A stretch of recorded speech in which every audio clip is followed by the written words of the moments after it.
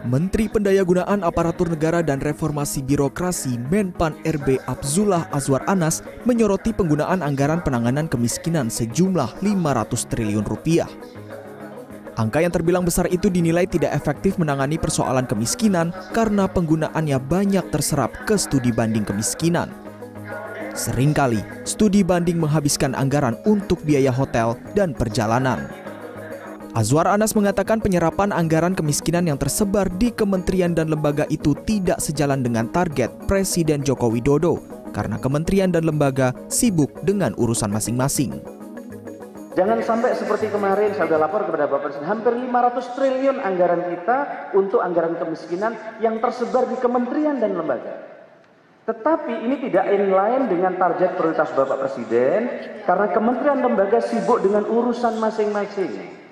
Yang terjadi adalah ketika akhir tahun sibuk menghabiskan anggaran meskipun tidak inline dan berdampak dengan target prioritas Bapak Presiden. Programnya kemiskinan tapi banyak terserap di studi banding kemiskinan. Ya, banyak rapat-rapat tentang kemiskinan. Ini saya ulangi lagi menirukan Bapak Presiden dan banyak untuk program-program yang terkait dengan studi-studi dan dokumentasi tentang kemiskinan. Sehingga dampaknya kurang.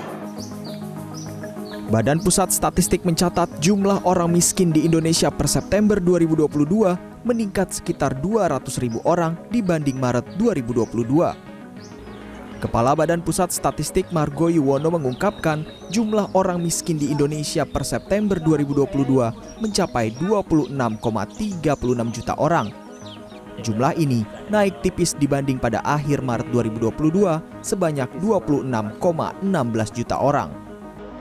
BPS mencatat sejumlah penyebab kemiskinan naik di September 2022. Di antaranya masih terdapat penduduk usia kerja yang terdampak pandemi, upah buruh tani harian turun, konsumsi rumah tangga, serta pertumbuhan ekonomi yang melambat di kuartal ketiga 2022. Penyebab lainnya adalah PHK di sektor padat karya dan perusahaan teknologi, serta kenaikan harga bahan bakar minyak atau BBM. Kemudian jumlah penduduk miskin pada September 2022 itu sebesar 26,36 juta orang. Ya. Jumlah penduduk miskin pada September 2022 ini naik 0,20 juta orang kalau dibandingkan dengan Maret 2022. Namun masih lebih rendah, ya 0,14 juta orang kalau dibandingkan dengan September 2021. Ya. Dalam rapat koordinasi nasional kepala daerah dan forum komunikasi pimpinan daerah se-Indonesia yang digelar di Bogor 17 Januari lalu, Presiden Joko Widodo meminta kepala daerah menurunkan angka kemiskinan ekstrim. Jokowi mencatat masih ada 14 provinsi yang mengalami kemiskinan ekstrim. Dan ada 14 provinsi masih di atas nasional. Padahal kita tahu target kita di 2024 kemiskinan ekstrim ini harus berada pada 0%. Ini target yang tidak mudah. Di 2022 masih 2% dan 14 provinsi di atas nasional.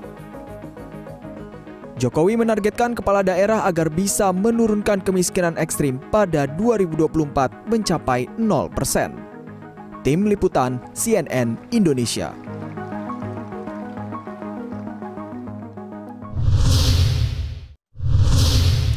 Anggaran program pengentasan kemiskinan di tanah air ternyata sebagian mengalir ke biaya perjalanan dinas dan juga rapat pejabat. Dan akibatnya program pengentasan kemiskinan pun tak maksimal. Untuk mengulasnya sudah bergabung Sekretaris Jenderal Fitra, Misbah Hasan. Mas Misbah, selamat malam. Selamat malam Mbak Elvira. Baik, kami juga tadi berupaya untuk menghubungi dari pihak Kemenpan RB, Bapak Menteri, tapi tidak bisa bergabung bersama kita malam hari ini. Tapi sekarang saya ke Anda, Mas Fitra, berbicara mengenai anggaran yang bocor untuk kemudian digunakan perjalanan dinas, studi banding, rapat-rapat. Ini kan masalah klasik sebenarnya. Ini yang kemudian menjadi concern ketika reformasi birokrasi dilakukan secara besar-besaran. Nyatanya kemudian muncul lagi permasalahan serupa. Kemudian kesalahannya di mana? Ya, Mbak Elvira, jadi memang ini persoalan klasik yang setiap tahun sebenarnya terjadi ya, dan Menpan RB Pak Abdullah Azwar Anas saya rasa tahu persis ya, karena beliau juga pernah menjabat kepala daerah yang mengelola anggaran APBD gitu ya, dan sekarang menjadi Menpan RB. Dan kami apresiasi kalau Pak Azwar Anas ini kemudian mengungkapkan bahwa banyak anggaran yang kemudian terserap untuk rapat-rapat dan studi banding. Dan memang kalau melihat ini Mbak ya, postur APBN atau APBD sebenarnya kan memang ada pembagian ya, ada belanja pegawai, belanja barang jasa, belanja modal, dan belanja untuk perlindungan sosial gitu ya. Nah itu memang di beberapa kementerian itu belanja barang jasa yang merupakan belanja habis pakai ini prosentasenya relatif tinggi gitu ya. Dan itu yang kemudian memang harus direformasi gitu ya, harus proporsinya harus diubah gitu. Bagaimana postur APBN dan APBD terutama di beberapa kementerian ini itu harusnya bisa menyasar langsung kepada kelompok masyarakat miskin gitu ya. Nah, belanja barang jasa ini itu biasanya tersembunyi Mbak di program kegiatan ya. Memang nama-nama program atau kegiatan di pengentasan kemiskinan ini bagus-bagus gitu ya. Ada untuk pengentasan fakir miskin, ada untuk pengurangan stunting dan seterusnya. Tetapi kalau kita telusuri lebih mendalam lagi, di dalam program kegiatan itu kan ada subkegiatan, ada output, ada rincian output, bahkan sampai ke level komponen. Nah, belanja makan minum, belanja perjalanan dinas, belanja akomodasi itu ada di komponen yang selama ini memang tidak dipublikasikan kepada masyarakat gitu ya. Bahkan DPR pun tidak bisa membahasnya karena DPR tidak bisa membahas sampai ke satuan 3. Nah inilah yang kemudian ke depan harus ada ya transparansi untuk sampai ke level rincian anggaran. Dari Fitra sendiri ada temuan tidak kalau misalnya kita tarik ya lebih makro lagi gitu, karena tidak hanya berbicara mengenai anggaran mengenai pengentasan kemiskinan aja, banyak anggaran-anggaran lain yang kemudian apakah kita bisa pertanyakan betulkah kemudian ini memang realisasinya sesuai program atau hanya program-program berbalut saja seperti tadi disampaikan oleh Anda? Ya, kita bisa melihatnya ya di beberapa kementerian misalnya yang sempat kami catat itu, misalnya di Kementerian Pendidikan ya dan Kebudayaan. Itu tahun 2019, 2020 sampai sekarang ini sekitar 36,3 triliun. Dan itu rata-ratanya sekitar 30 sampai 40% itu digunakan untuk barang jasa. Kemudian yang di KP misalnya, Kementerian Kelautan Perikanan misalnya, dari anggaran yang mereka kelola sekitar rata-rata 6,5 triliun atau 4 triliun itu rata-ratanya 58% untuk belanja barang jasa. Memang ada beberapa kementerian yang kayak Kementerian Sosial misalnya anggarannya cukup tinggi 62 triliun di 2020, tetapi memang untuk belanja barang jasanya relatif kecil ya, sekitar 7% ya. Jadi memang belanja barang jasa di masing-masing kementerian ini berbeda-beda, dan itu sebenarnya masih kalau di rata-rata masih relatif tinggi ya, sampai 30 sampai 40% untuk belanja makan minum, untuk akomodasi hotel, untuk perjalanan dinas dan seterusnya. Oke, baik. Kita akan kembali putar Mas untuk melihat bagaimana pernyataan Pak Menteri terkait adanya anggaran yang kemudian sebagian besar digunakan untuk biaya perjalanan dinas dan rapat-rapat, bukannya program pengentasan kemiskinan. Kita akan simak berikut ini. Jangan sampai seperti kemarin saya sudah lapor kepada Bapak Presiden, hampir 500 triliun anggaran kita untuk anggaran kemiskinan yang tersebar di kementerian dan lembaga. Tetapi ini tidak inline dengan target prioritas Bapak Presiden karena kementerian lembaga sibuk dengan urusan masing-masing.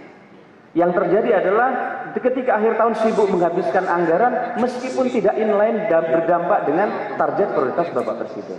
Programnya kemiskinan tapi banyak terserap di studi banding kemiskinan.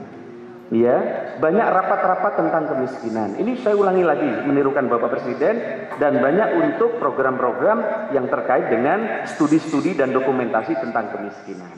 Sehingga dampaknya kurang. Saya ingin highlight Mas Misbah, tadi disampaikan Pak Menteri, ketika akhir tahun sibuk menghabiskan anggaran meskipun tidak inline dan berdampak dengan target prioritas Bapak Presiden. Faktanya seperti apa memang? Akhir tahun kemudian memang lebih banyak untuk penghabisan anggaran untuk diserap, tapi memang tidak maksimal, peruntungannya nggak jelas gitu.